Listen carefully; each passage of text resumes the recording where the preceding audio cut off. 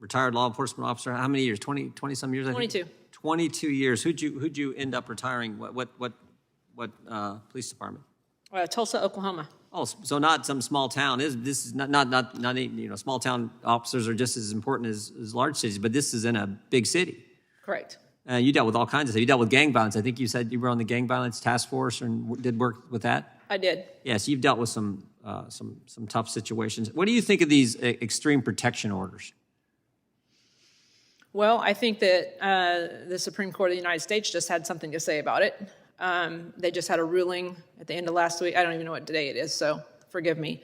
But recently that they struck it down, I believe in Maryland or somewhere.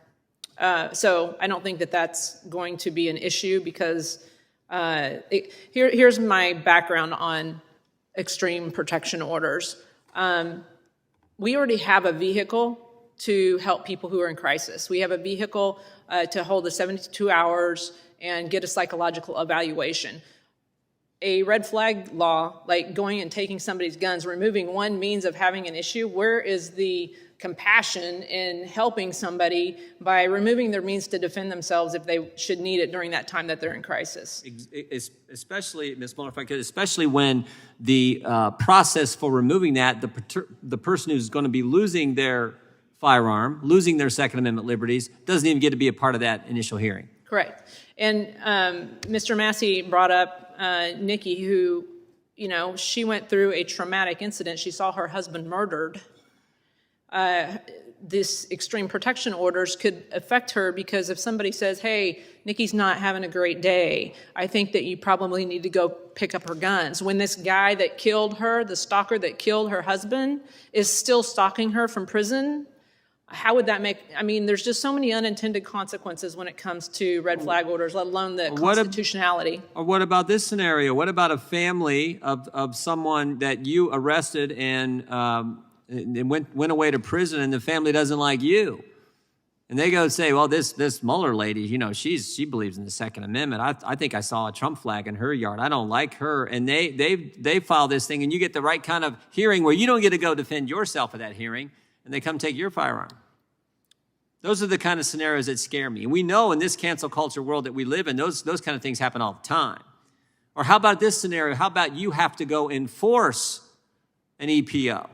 So you're the officer. Go back 10 years, 12 years ago, whenever you were a member of the Tulsa Police Department, and you've dealt with all kinds. You got to go now enforce it. And you got to go knock on the door and tell Mr. Jones or Mrs. Smith, hey, they just took your gun away. I'm here to take it. There was a proceeding.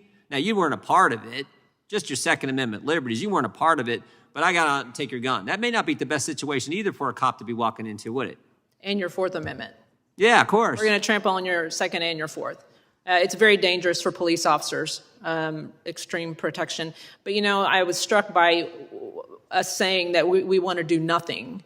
I gave 12 pages of testimony of things that I want to do, and everybody's talking about laws and things that I have ideas, and that's what I'm saying is a big injustice, is that you're not listening to me. It's the anti-gun people are so closed off to anything but their own agenda that they can't hear that we have measurable results in firearms education, and that we should be teaching our kids how to properly and safely be around firearms. It's just like water safety. Well, Ms. Muller, if I could, you're doing great, but I promised my colleague and friend, Mr. Massie, I'd yield him some time, and I'm down to 40. So, Mr. Massie, you got my time.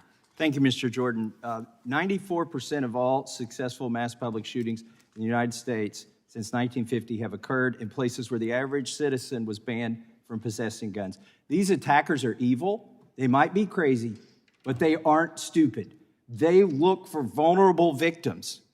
And this gets back to my prior point that Republicans want to save lives. One of the things that we've noticed in the data is school shootings have gone up in the last decade, but the entirety of that increase in percentage has occurred in schools that do not allow teachers to carry firearms. There are 20 states in this union that allow, in some form or another, teachers to carry firearms. They haven't had, with the exception of gang violence outside of school hours or suicide, they've not had a single shooting.